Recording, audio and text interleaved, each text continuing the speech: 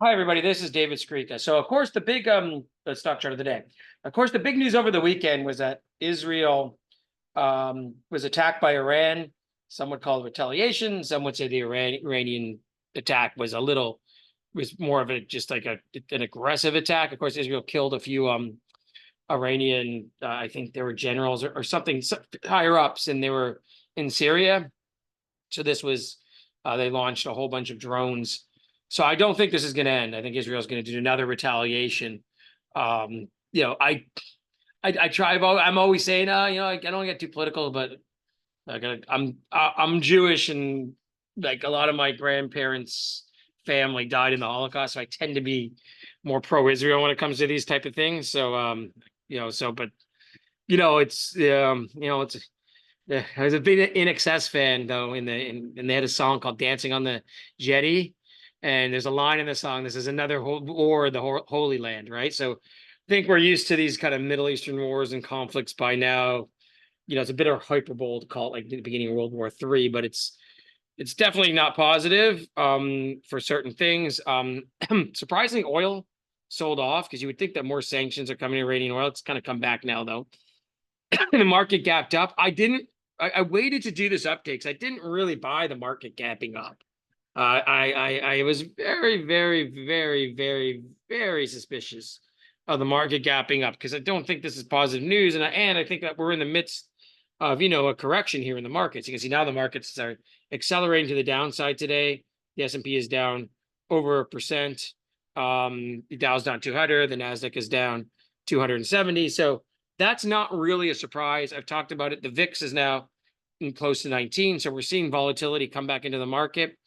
So I think that this correction will continue. I don't know if my 1987 thing will plan out, and this is just a correction, but it is incredible that's happening at almost exactly the same time. So I think that we're basically in the midst of a correction. Of course, the number one thing to keep watching is interest rates. The TLT, which usually gets that fight to quality bid, is not getting that now. It's down over 1.79%. We're up over to 460 on the 10-year bond. This is now the highest rate since last November, and we're less than 40 basis points away from the high of October.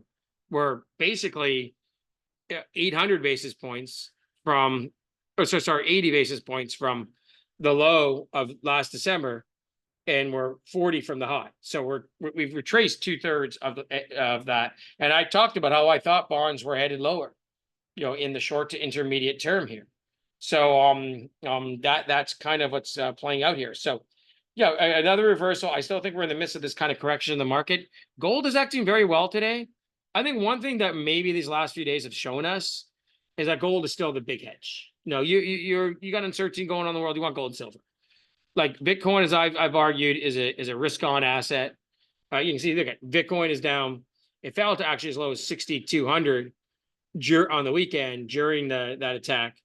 Now it's at near 60 or 62,000, and now it's 64,000, but it's down 2.8%. So pre-attack, Bitcoin was around 67,000. So we're $4,000 lower, or about 7 or 8%. So I think it just shows that Bitcoin is a risk-on asset. It trades more likely with the Nasdaq, doesn't really trade with the US dollar or the whatnot.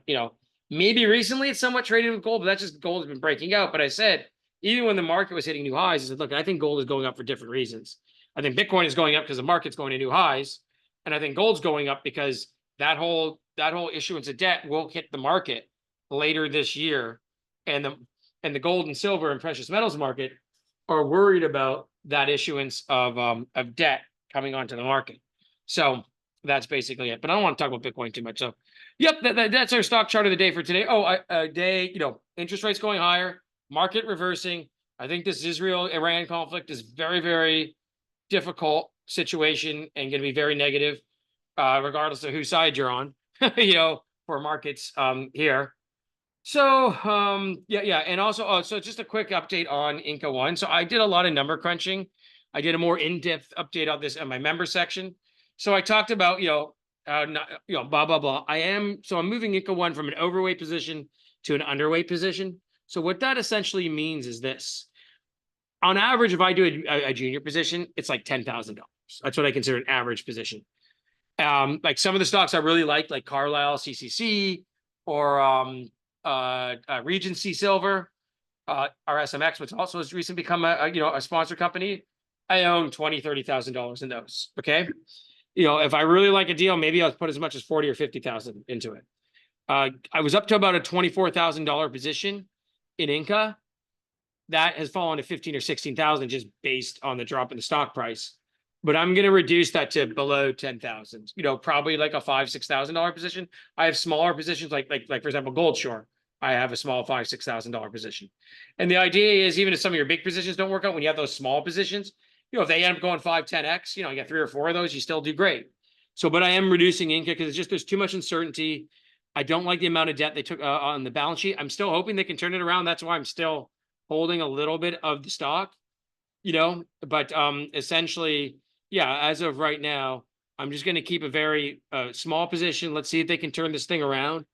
But this is why I just don't like debt. I don't do debt in my personal life. I paid off my house 3 years ago.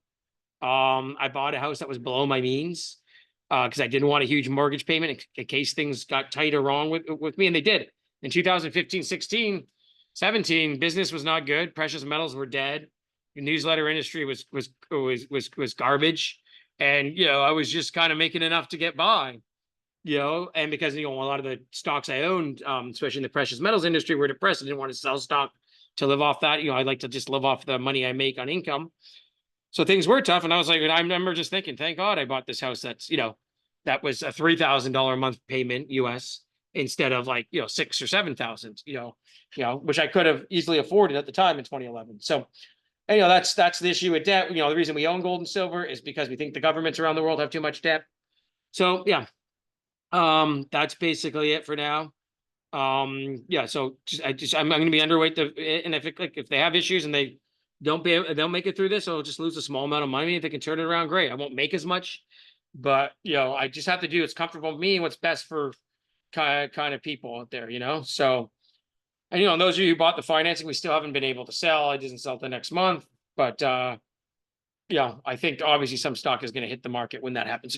Of course. Okay, so it's tough. They're a sponsor company, but they just it's a different company from when 2020 when I first I really marketed them heavily with my friend Mike Swanson, and they just had a lot less debt on their balance sheet, and I was guilty of, again, not looking at the real structures of the loans, which whatever. Okay. So anyway, we'll see what's going to happen.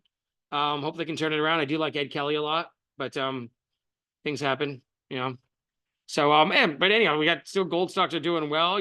I've talked about the market pulling back here, so I'm pretty happy where I am overall. And we bought I bought a hedge position that is starting to go up a little bit last week.